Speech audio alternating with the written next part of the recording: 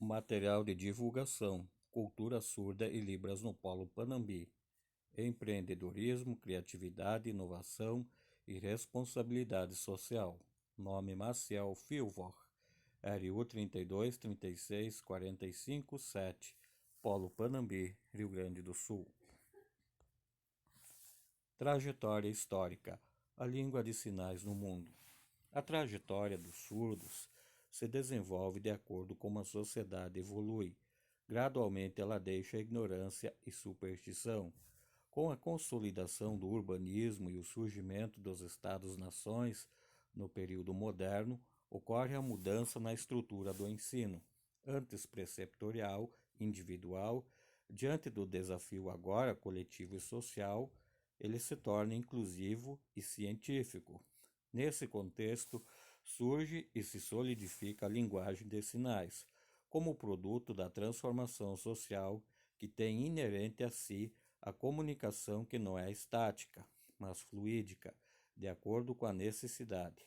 Pedro Ponço de León, 1510-1584, monge da Espanha, é considerado o precursor na educação para surdos. Porém, assim como a França, que foi o berço da Revolução, com o lema Igualdade, Fraternidade e Irmandade, assim ela o foi na institucionalização deste ensino, que hoje tem cada vez mais um papel inclusivo. Através de Charles Michel Lepé, 1712-1789, que fundou em Paris o primeiro Instituto Nacional de Surdos Mudos. Embora iniciasse o trabalho por motivações religiosas e ainda em fase incipiente, ele se torna referência, inclusive para o Brasil. Trajetória histórica da língua brasileira de sinais, Libras. Em 1587, D. Pedro II fundou o Imperial Instituto de Surdos Mudos. Ficou marcada a atuação do surdo francês Eduardo Huet, que veio a convite do imperador para fundar o Instituto. Mesmo com a derrota de 1880 do Congresso de Milão, a escola funciona até hoje com o nome de INES, Instituto Nacional de Surdos. O trabalho de Huet permitiu que uma língua do nosso país fosse desenvolvida mediante a junção de sinais da língua francesa. O pontapé inicial através do qual ela evolui em nosso país fora lhe dado. A Lei nº 10.436, de 24 de abril de 2002, determina que Libras deva ser um meio legal de comunicação e expressão na comunidade surda, através da Constituição de 1988, que garante educação a todos os brasileiros, se abriu espaço para que leis como essa fossem aprovadas. Dia 26 de setembro é comemorado o Dia Nacional do Surdo. Essa data levou em consideração a fundação do INES em 1857 por Dom Pedro II. Em 22 de dezembro de 2005, o decreto número 5.626, que reconhece Libras como língua e a regulamenta. A profissão de tradutor e intérprete foi regulamentada em 2010. Cultura surda. Cultura surda engloba a possibilidade e elementos próprios da vida dos sujeitos que se reconhecem como surdos. Ela é uma produção de alteridade por aqueles que dela fazem parte, onde há uma interação não apenas entre o grupo em si, mas com toda a comunidade, incluindo ouvintes e outros grupos minoritários ou não. Essa cultura também engloba comunidades compostas por associações e organizações, por lutas para a construção da sua identidade. Ela se evidencia na literatura surda, artes visuais, criações e transformações materiais como solução alternativa, campainhas luminosas, telefones adaptados, dispositivos de vibração como relógios, celulares, etc. Produção de eventos, festivais, festas, concurso de missas, ministérios religiosos, eventos esportivos, teatros, enfim, adaptações que incluem o surdo, fazendo-o interagir com outros surdos e não surdos, potencializar sua autoaceitação e importância. A maior dificuldade não reside apenas na indisposição dos falantes em aprenderem, em se adaptarem, também nos surdos, que muitas vezes desconhecem as libras, seus direitos e seu alto valor. A cultura surda no Brasil. A história de surdos no Brasil evidencia desafios de acessibilidade numa sociedade predominantemente ouvinte. O Brasil é um país grande e diversificado. As comunidades surdas estão espalhadas pelo país. Há variações linguísticas regionais. No Brasil, os surdos têm grande dificuldade em acesso às repartições públicas, onde, na grande maioria das vezes, não existe um profissional qualificado para atender essas pessoas, não apenas em órgãos públicos, mas também em outros estabelecimentos, como bancos, lotéricas, lojas, mercados, etc. Também há resistência de profissionais em querer se adaptar frente ao grande número de cursos oferecidos, pagos ou gratuitos. Embora hajam leis e eventos que visam integrar o surdo na comunidade, contribuindo para a maximização dessa cultura, se observa que, pelo fato dos surdos serem bem menores frente aos que ouvem, há uma certa acomodação, como se uma comunicação diferenciada nunca vai acontecer individualmente conosco. Os ouvintes e as libras.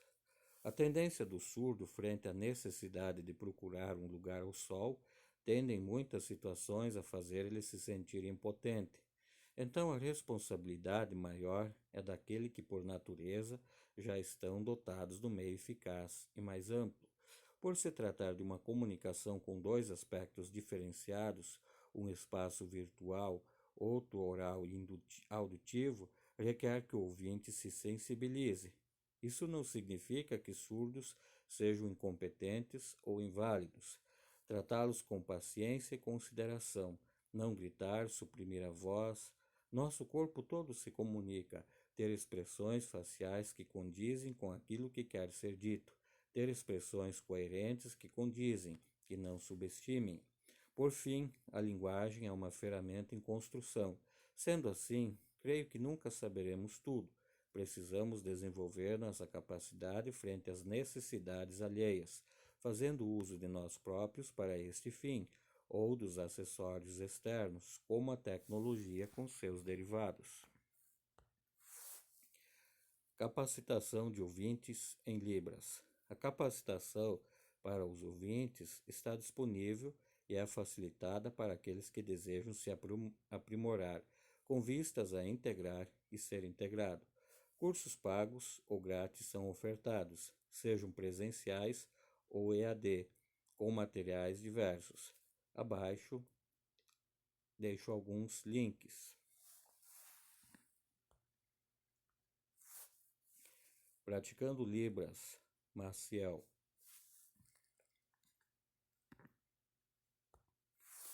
Experiências locais bem-sucedidas com Libras, Panambi, Rio Grande do Sul. Os eventos abertos e que impactem são escassos. Dentre eventos que encontrei para a cidade, a Universidade Aberta do Brasil, UAB, promoveu o seminário para capacitar educadores para surdos, em setembro de 2020. Também no ano passado, o Instituto Farroupilha promoveu o curso de capacitação em Libras para estudantes e servidores da cidade de Panambi. As eleições de 2020 no Rio Grande do Sul tiveram intérpretes para surdos, que tiveram dificuldades na votação. Mesários poderiam ligar para uma central de videochamadas para pedir auxílio. Os cartórios gaúchos deverão implementar a partir de 2022 novidades no atendimento para o público surdo, com plataformas digitais assistivas e capacitação de colaboradores para a tradução. Libras e cultura surda. O que pode ser feito no polo? Qualificar os atendentes que têm contato mais direto e pessoal com o público, dispor de outros recursos, muitas vezes desconsiderados, requer criatividade.